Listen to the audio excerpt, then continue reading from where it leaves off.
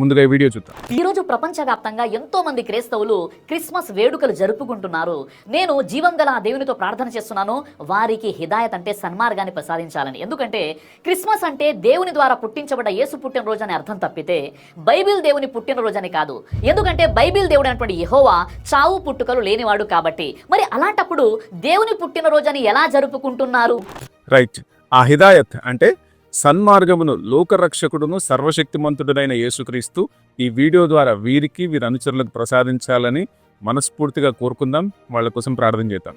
అయితే వీరు లేవనెత్తేటువంటి ప్రతి పాయింట్కి సంబంధించి సిరీస్ ఆఫ్ వీడియోస్ మనం ఖచ్చితంగా చేద్దాం.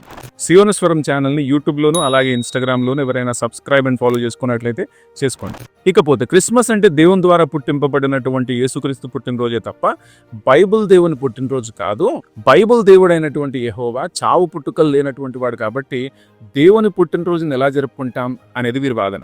ఫస్ట్ పాయింట్ ఏంటంటే దేవునికి చావు పుట్టుకలు లేవనేదే క్రైస్తవ విశ్వాసం కూడా. దేవుడు ఆత్మస్వరూపి అయి ఉన్నాడు, ఆయనకు ఆది అంతమంటూ ఉండవు.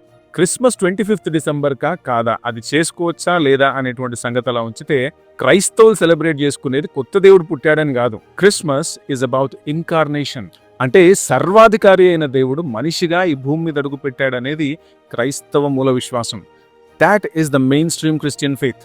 ఆది అంతము లేనటువంటి దేవుడు మానవాళిని రక్షించడానికి పరిమితమైనటువంటి రూపాన్ని ధరించాడు. అందుకే క్రిస్మస్ అంటే దేవుడు కొత్తగా ఉనికిలోనికి వచ్చాడని కాదు, యుగ యుగాలుగా ఉన్నటువంటి దేవుడు మానవ చరిత్రలోనికి ఎంటర్ అయ్యాడని అర్థం.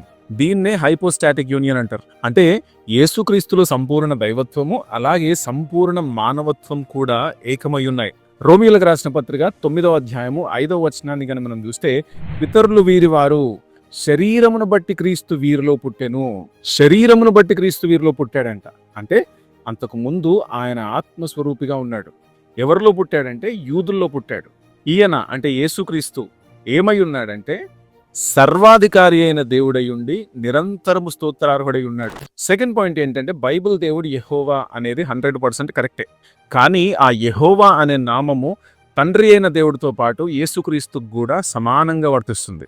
యెషయా గ్రంథం 48:16 గాని మనం చూస్తే యెహోవా స్వయంగా మాట్లాడితే ఏమంటున్నాడంటే, ఆది నుండి నేను రహస్యంగా మాట్లాడిన వాడను కాను, అది పుట్టిన కాలం మొదలుకొని నేను అక్కడ ఉన్నవాడను. ఇప్పుడు ప్రభువగు యెహోవాయు ఆయన ఆత్మయు నన్ను పంపెను. ఇక్కడ మాట్లాడేది యెహోవాయే, ఆయనను పంపిన వారు కూడా యెహోవాయు ఆయన ఆత్మయు అంట. అంటే ఇక్కడ చాలా క్లియర్గా 3 సబ్జెక్ట్స్ మనకు కనబడుతున్నారు. ఈ ముగ్గురు వేరే వేరే వ్యక్తులుగా ఉనికిలో ఉన్నటువంటి ఏకదేవునిలోని ఒకరైనటువంటి యెహోవా శరీరధారిగా ఈ భూమి మీదకి వచ్చాడు. అదే క్రిస్మస్.